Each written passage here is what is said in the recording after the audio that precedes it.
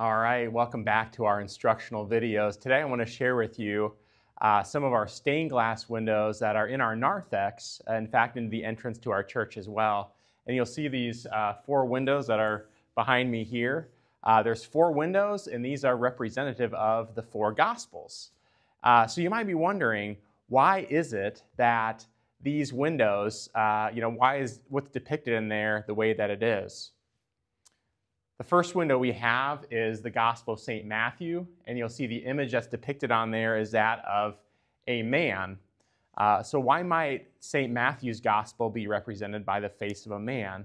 Well, we know St. Matthew's Gospel begins with the genealogy of Jesus, the earthly fathers whom he descended from.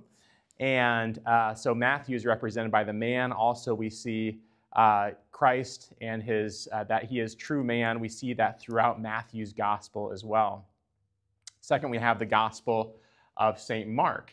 And St. Mark is represented by the lion. Jesus, of course, is the lion of the tribe of Judah.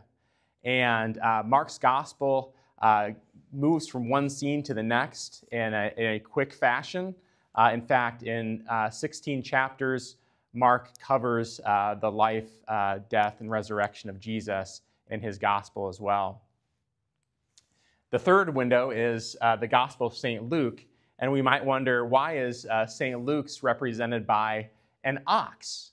And St. Luke's gospel is again shows the sacrifice of Jesus. You know, oxen were used in the Old Testament sacrificial system, and Luke shows the sacrificial nature of Jesus in his gospel. We also see in Luke's gospel Jesus going back to the temple many times throughout the story as Luke records it, and we see that as a central feature, Jesus' interaction with the temple, but himself also being that temple of the temple that God has, that he dwelled in mankind for us. Finally, the last stained glass window here is that of the eagle, and we see this is representative of St. John's Gospel.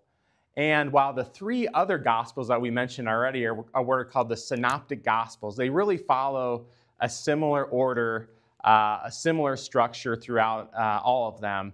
John's Gospel is a little bit different. It's what's called a non-synoptic gospel. It doesn't quite fall in line, at least order-wise, as the events are unfolding in the Gospels. John's Gospel is like the eagle, it soars above. In fact, you see how, from John's perspective, the first Christians, how they interacted with this gospel message, and how the retelling of Jesus' life, the retelling of his death and resurrection are seen there in a most wonderful way as well. So we praise God for the Gospels that he has given us, written by